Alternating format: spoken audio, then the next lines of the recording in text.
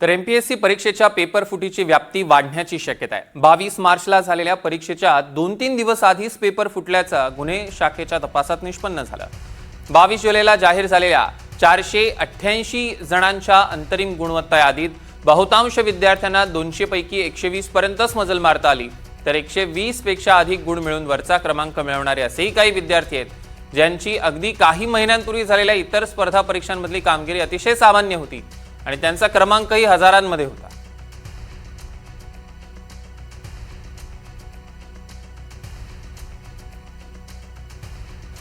तर एमपीएससीच्या औषध निरीक्षक पेपरफुटी प्रकरणी कारवाईला वेग आलाय।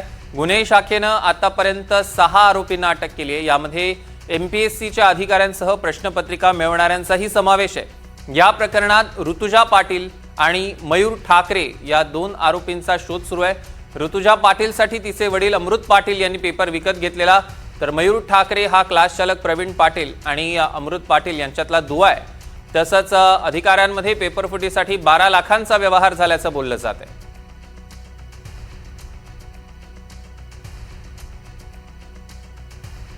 दरम्यान ऋतुजा पाटील आणि गौरव पाटील यांच्या प्रेमभंगातनं या पेपर फुटीचा उलगडा झालाय। म्हणजे अमृत पाटील यांनी मुलगी ऋतुजासाठी हा पेपर फोडला।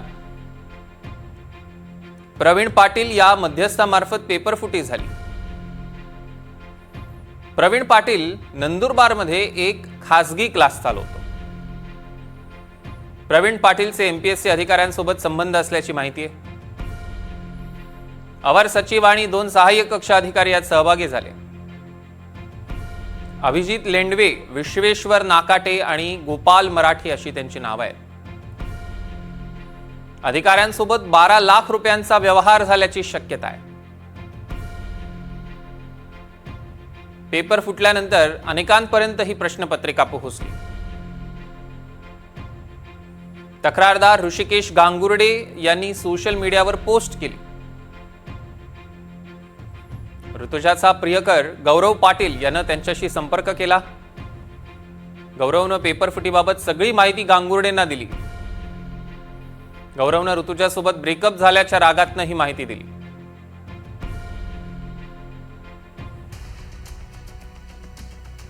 दरम्यान यावर आता काँग्रेस नेते विजय वडेट्टीवार यांनी काय प्रतिक्रिया दिली आहे बघूया।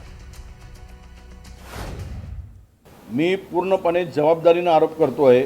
केवळ तो लव्ह स्टोरीमुळे किंवा याच्यामुळे झालेला एक घटना जरी पुढे आली असेल तरी पण एमपीएससीच्या परीक्षामध्ये प्रचंड मोठा सावळा गोंधळ आहे आणि त्याचा फायदा सत्ताधारी पक्षातील माझ्याकडे मी जबाबदारीनं माझ्याकडे काही पुरावे येतील आणि आहेत सुरू, त्यावेळेस मी बोलणारच आहे। यावर फार मोठा म्हणजे जो गोंधळ आहे त्याच्या संदर्भात मला बोलायला लागेल।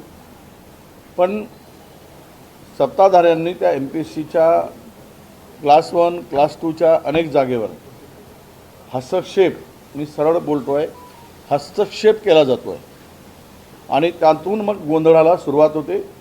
हे एक उदाहरण केवळ याच्यातून आलं असेल, पण एमपीएससीला स्वच्छ करण्याची गरज आहे, स्टाफ देण्याची गरज आहे। स्वच्छ काय म्हणतो त्याला आपण, थोडासा अध्यक्ष असतील, सदस्य असतील, त्यांचा बॅकग्राऊंड तपासण्याची आवश्यकता आहे, तरच एमपीएससीच्या एक्झाम पारदर्शी होतील असं मला वाटतं।